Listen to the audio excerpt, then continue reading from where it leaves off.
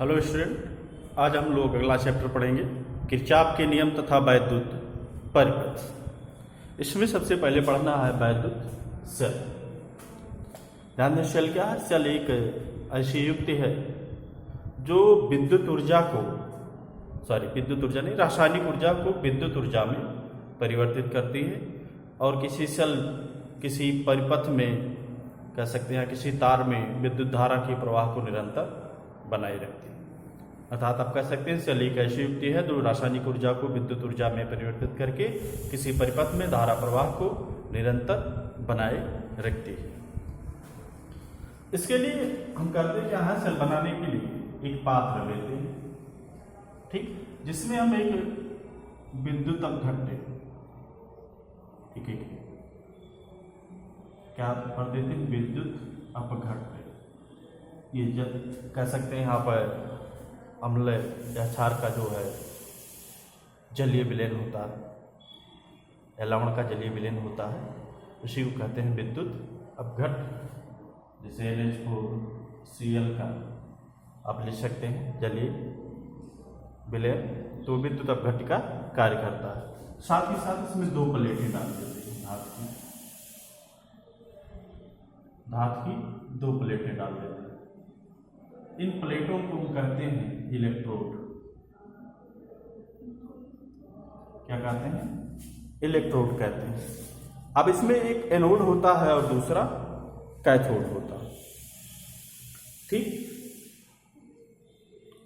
एक एनोड और दूसरा कैथोड। जो ऋण प्लेट होती है वो कैथोड कहलाती है और जो धन प्लेट होती है वो एनोड कहलाती है। एनोड और साथ में कैथोड के नाम से जाते हैं, ठीक। और इसमें क्या नाम देते हैं? इलेक्ट्रोड। तो यही युक्ति क्या कहलाती है? सेल कहलाती है, ठीक। अब इसमें जो प्लेटें यूज करते हैं, इस तरह की प्लेटें यूज करते हैं कि जब भी ये विद्युत अपघट्य में डूबे तो एक प्लेट धनात्मक हो जाए और दूसरी प्लेट ऋणात्मक हो जाए। तो उस स्थिति में एक धन विभव पर हो जाती है और दूसरी ऋण विभव पर, और जब किसी तार के सिरों से इसको जोड़ देते हैं तो विद्युत धारा प्रवाहित होती है, यानी आवेश प्रवाह की प्रक्रिया शुरू हो जाती है। तो इस तरह से कह सकते हैं कि रासायनिक ऊर्जा को विद्युत ऊर्जा में परिवर्तन करने की युक्ति क्या कहलाती है? सेल कहलाती है। और ये किसी परिपथ में धारा प्रवाह को निरंतर बनाए रखता है। अब आइए आगे देखते हैं।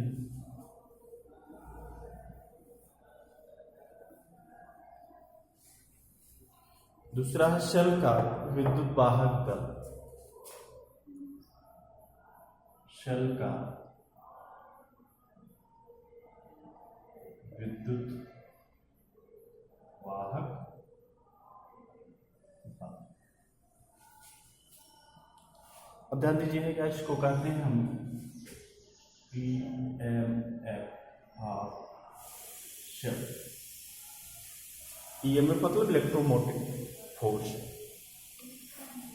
वास्तव में नाम से तो लग रहा है कि बल है, लेकिन यह बल ना होकर ऊर्जा है, विभव है, कर सकते हैं।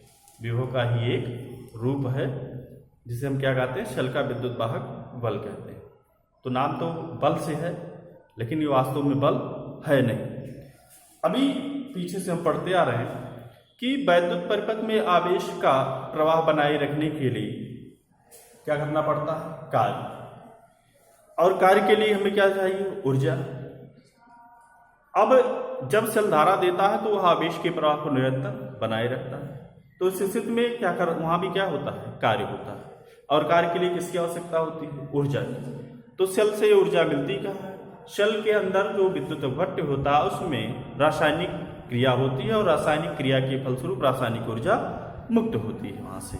और यही ऊर्जा सेल क्या करता है? आवेश की पूर्ति के लिए देता है, यानी इसी ऊर्जा से आवेश का प्रवाह होता है, ठीक। तो इस तरह से सेल की जो रासायनिक ऊर्जा है वो आवेश प्रवाह में व्यय होती है, यानी विद्युत ऊर्जा में कन्वर्ट हो जाती है। और जो सेल का विद्युत वाहक बल है वह एकांक आवेश को पूरे परिपथ में, किसको? एकांक आवेश को पूरे परिपथ का तात्पर्य है कि यदि सेल है आपका, ये प्लेटें हैं सेल की, एक धन एक ऋण और किसी परिपथ से जुड़ा गया तो पूरी परिपथ का तात्पर्य है कि आवेश यहाँ से चले, इस तरफ से जाए और विद्युत अपघट के अंदर यहाँ से यहाँ पहुँचे, फिर वापस यहाँ पहुँच जाए। तो इस तरह से एक सर्किट पूरी हो जाती है। तो एकांक आवेश को शेल सहित पूरे परिपथ में प्रवाहित करने में शेल द्वारा जो ऊर्जा दी जाती है उसे हम कहते हैं शेल का विद्युत वाहक बल। फिर से ध्यान दें, एकांक आवेश को शेल सहित पूरे परिपथ में प्रवाहित करने में किया गया कार्य शेल का विद्युत वाहक बल कहलाता है। पूरे परिपथ का तात्पर्य शेल सहित। ठीक, अब ध्यान दें, यदि Q कूलाम आवेश को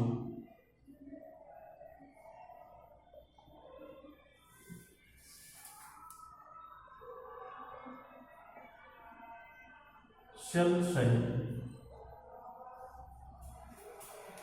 पूरे परिपथ में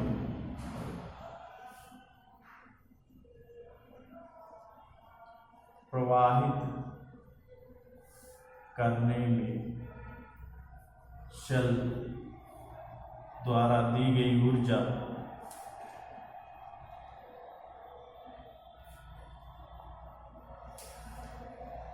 W जूल है।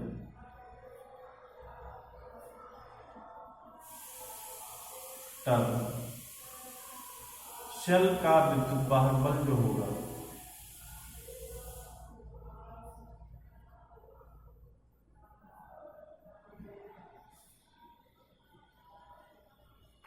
इसको डिवाइड करते हैं हम E से, ये बराबर हो जाएगा W/Q। ठीक, मात्रक होता है इसका जूल प्रति कूलाम। कार्य का मात्रक जूल और आवेश का मात्रक कूलाम, तो मात्रक हो जाएगा जूल प्रति कूलाम, या इसी को कहते हैं हम वोल्ट। इसी को किस नाम से और जानते हैं हम? वोल्ट के नाम से जानते हैं। अब यहां से आप चाहें तो किसी शेल का विद्युत वाहक बल 1 वोल्ट कब होगा वो भी प्राप्त कर सकते हैं। कैसे? यदि 1 कूलाम आवेश को शेल सहित पूरे परिपथ में प्रवाहित करने में कितनी ऊर्जा दी जाए? 1 जूल दी जाए, तो इस स्थिति में शेल का विद्युत वाहक बल कितना होगा? 1 वोल्ट होगा। ठीक, अब इसकी दिशा होती है, ठीक है, शेल के भीतर ऋण जो धारा बहती है ऋण इलेक्ट्रोड से धन इलेक्ट्रोड की ओर। तो शेल के भीतर जो धनावेश आपका बहता है वो नीचे विभव से ऊंचे विभव की ओर प्रभावित होता है, और इसीलिए शेल का जो विद्युत वाहक बल होता है शेल के भीतर ऋण इलेक्ट्रोड से धन इलेक्ट्रोड की ओर दिष्ट होता है। यानी इसकी जो दिशा होगी किधर से किधर? ऋण इलेक्ट्रोड से धन इलेक्ट्रोड की ओर होती है शेल के विद्युत वाहक बल की दिशा। आइए आगे देखते हैं।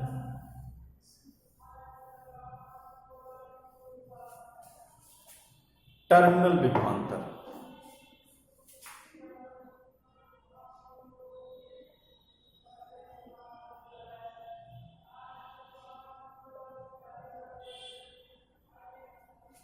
Terminal potential difference.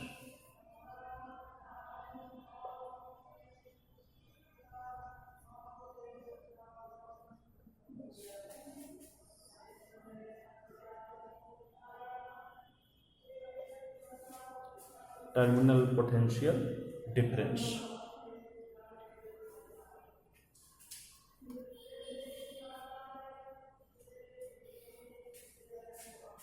सपोज कर लेते हैं एक शेल है हमारे पास और एक सर्किट है, यहाँ पार्ट है इसकी, ऐसे कर सकते हैं। यहाँ से यहाँ तक आवेश को प्रवाहित करने में W कार्य, 1 कार्य, यहाँ से यहाँ तक W, 2 कार्य, यहाँ से यहाँ तक W, 3 और यहाँ से यहाँ तक W, तो ऐसे कई पार्ट हैं, सब में आवेश को ले जाने में कार्य करना पड़ता है। ठीक, तो टोटल कार्य W है, तो उस स्थिति में शेल का विद्युत वाहक बल, शेल का चिन्ह है परिपथ में, बड़ी लाइन धन प्लेट को और छोटी लाइन ऋण प्लेट को शो करती है, ये धारा की दिशा। तो यदि Q कूलाम आवेश को प्रवाहित करने में कितना कार्य करना पड़ रहा है? W, तो E बराबर हो गया W/Q।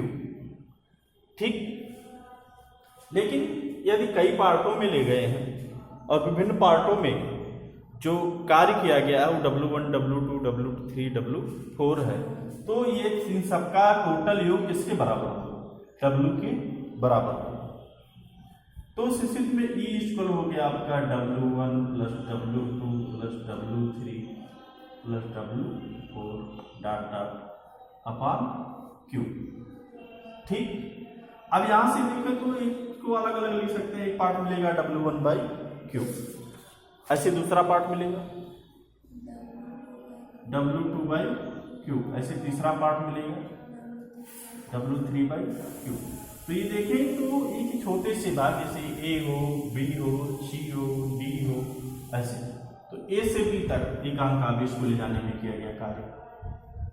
दूसरा B से, तो इस स्थिति में इसी जब एक पॉइंट से दूसरे पॉइंट के बीच आवेश को ले जाने में जो कार्य करना पड़ता है, यह उन बिंदुओं के बीच का क्या कहलाता है? टर्मिनल विभवांतर कहलाता है।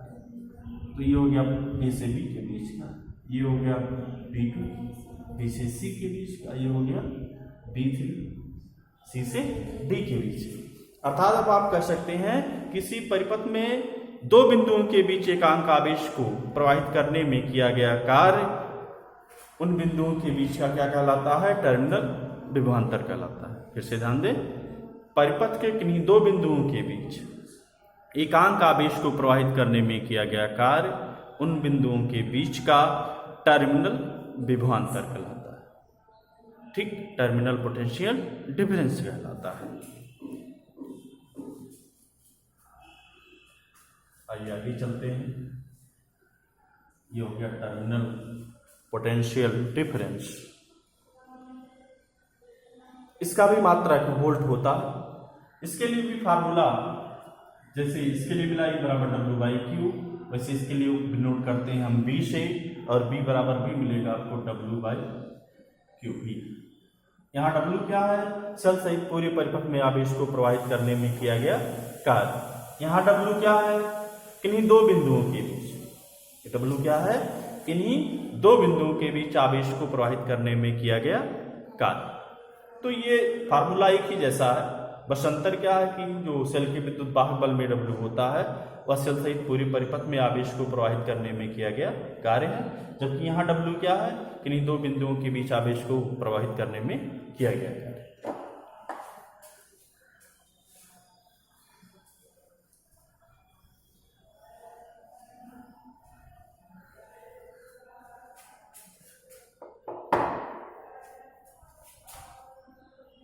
आगे देखना है हमें शेल का आंतरिक प्रतिरोध।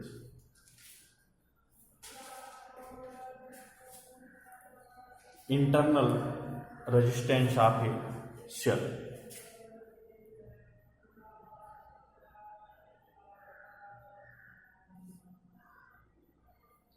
इंटरनल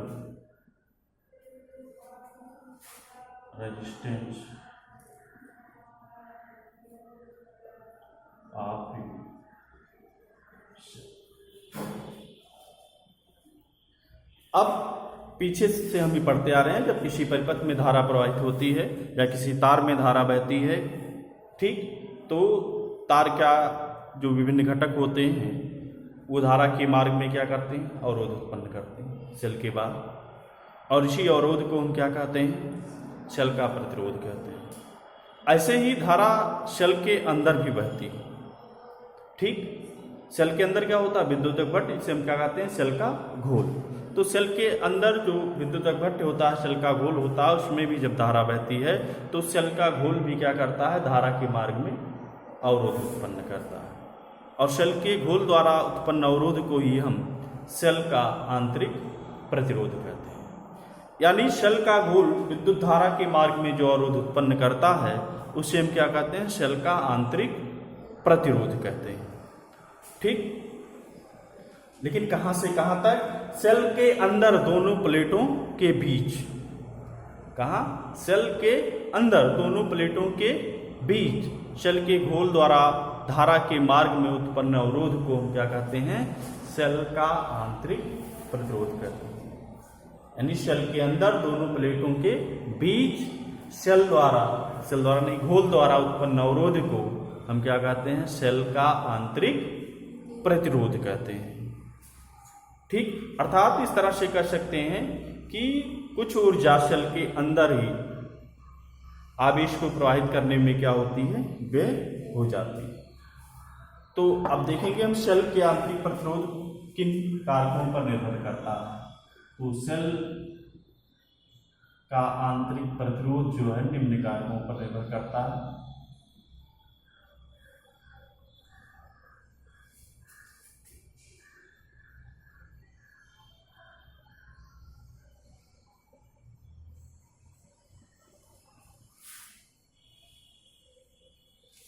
नंबर 1, पहला निर्भर करता है कि यह घोल की दोनों प्लेटों के बीच की दूरी के अनुक्रमानुपाती होता है। यानी घोल के अंदर प्लेटों के बीच की दूरी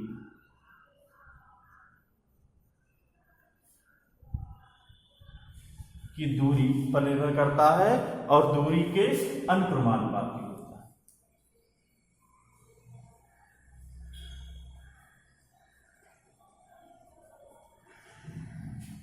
सेल के अंदर प्लेटों के बीच की दूरी के अनुक्रमानुपाती होता है।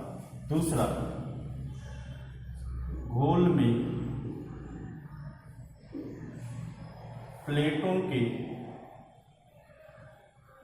डूबे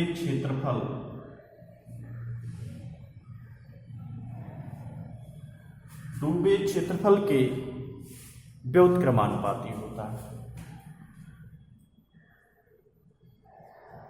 व्युत्क्रमानुपात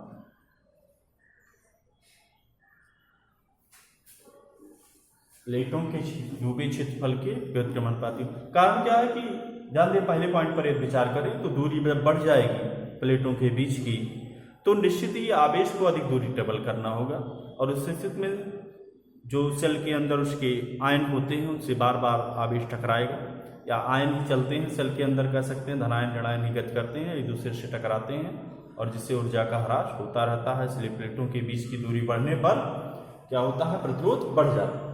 एक डूबे भाग का क्षेत्रफल अधिक है तो आसानी से ये जो है आयन एक प्लेट से दूसरे प्लेट तक पहुंच जाते हैं और कम क्षेत्रफल होने पर आसानी से पहुंच नहीं पाते, तो इसलिए इससे क्या होता है? व्युत्क्रमानुपाती होता है। तीसरा, वैद्युत अपघट्य की सांद्रता पर, सेल के अंदर जो वैद्युत अपघट्य यूज करते हैं उसकी सांद्रता पर, तो वैद्युत अपघट्य की सांद्रता बढ़ने पर बढ़ जाता है। सांद्रता बढ़ेगी तो आंतरिक प्रतिरोध बढ़ जाता है। कारण क्या है? सांद्रता बढ़ेगी तो अणुओं की संख्या बढ़ेगी, जिससे आयन जब चलेंगे तो बार बार टकराएंगे, जिससे रेजिस्टेंस क्या होगा? बढ़ जाएगा। और लास्ट, इलेक्ट्रोडों की प्रकृति पर, वैद्युत अपघट्य एवं प्लेटों की प्रकृति पर, वैद्युत अपघट्य एवं प्लेटों कहें या इलेक्ट्रोडों की प्रकृति पर।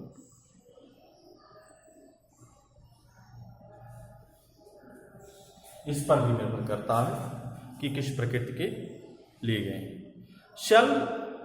अब एक बात और यहां ध्यान दें, जो सेल का आंतरिक प्रतिरोध होता है वो नियत नहीं होता है, बल्कि जो जो हम सेल से धारा लेते हैं धीरे धीरे इसका आंतरिक प्रतिरोध बढ़ता जाता है। देखा भी होगा, सेल कहते हैं धीरे धीरे डिस्चार्ज हो रहा है, तो डिस्चार्ज होने की घटना यही होती है कि सेल का आंतरिक प्रतिरोध भी साथ साथ बढ़ता जाता है। और जब एक स्थिति ऐसी आती है कि आंतरिक प्रतिरोध बढ़कर अनंत हो जाता है तो सेल धारा देना बंद कर देता है, और इसी कंडीशन को हम कहते हैं कि सेल क्या हो गया? डिस्चार्ज हो गया। ठीक, तो जो सेल का आंतरिक प्रतिरोध होता है वो अस्थायी यानी नियत नहीं होता है, बल्कि उपयोग के साथ साथ धीरे धीरे बढ़ता जाता है। तो इस तरह से हम लोगों ने आज पढ़ लिया वैद्युत शेल, शेल का विद्युत वाहक बल, टर्मिनल विभवांतर और आंतरिक प्रतिरोध। इसके आगे अगले दिन